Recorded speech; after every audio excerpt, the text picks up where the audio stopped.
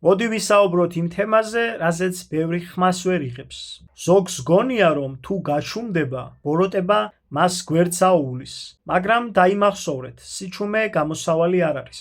ოდესმე გიგრძვნიათ, რომ ვიღაცასთან საუბრის შემდეგ ხელფეხი გეკვეთებათ და ფიქრის თავიც აღარ გაქვთ. არსებობენ ადამიანები, რომლებიც ოთახში შემოსვლისთანავე ჰაერსაც კი უარყოფითად მუხტავენ და გარშემო მყოფებს ხალისს უკარგავენ. ეს არ არის უბრალოდ დამთხევა, თქვენ წინაშე ნამდვილი ენერგეტიკული ნადირობა მიმდინარეობს. ხშირად გვხვდებიან ადამიანები, რომლებთან საუბრის შემდეგაც თავს ისე ვგრძნობთ, თითქოს მთელი ენერგია გამოგვაცალეს. მათ ენერგოვამპირებს ვეძახით. თუმცა სიმართლე ისაა, რომ ისინი ასეთები საკუთარი არჩევანის გამო ხდებიან. ყველაფერი იწყება არპატიებით, როდესაც ადამიანი გულში ბოღმას იდებს და სხვას არ პატიობს, ის პირველ რიგში საკუთარ თავს ვნებს. ეს წყენა შიგნიდან წამლავს მის ორგანიზმს და ნეგატიური მუხტით ავსებს.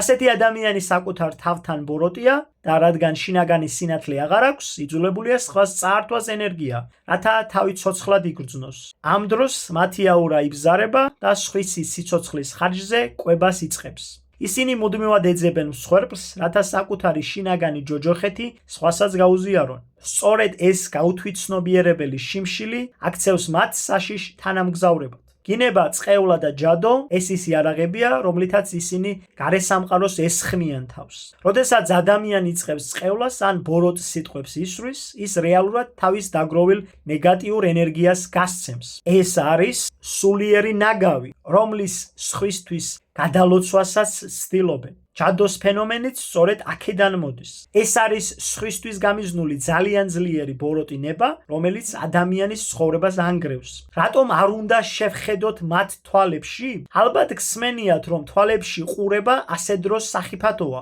ეს მართალია. თვალებიდან ყველაზე სწრაფად ხდება ენერგიის გაცვლა. როდესაც ენერგოვამპირს თვალებში უყურებთ, თქვენ მას კარს უღებთ, საიდანაც მას შეუძლია თქვენი სიმშვიდე წაიღოს და ნაცვლად თავისი ნეგატივი დაგიტოვოთ. როგორ დავიცვათ თავი?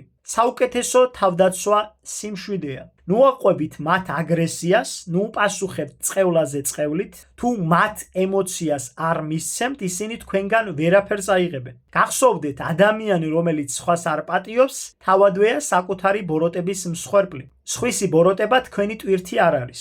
საბოლოოდ ჩვენი ენერგია ჩვენივე ციხესიმაგრეა და მასში ვის შეუშვებთ, მხოლოდ ჩვენზეა დამოკიდებული. მუდამ გახსოვდეთ, სინათლეს მხოლოდ ის კარგავს, ვინც მასზე ნებაყოფლობით ამბობს უარს. დედამიწის ზურგზე არსებობენ ადამიანები, ვისაც ენერგოვამპირების შეჩერება და მათი ნეგატივის გაქრობა შეუძლიათ. ერთ-ერთი მათგანი მე ვარ.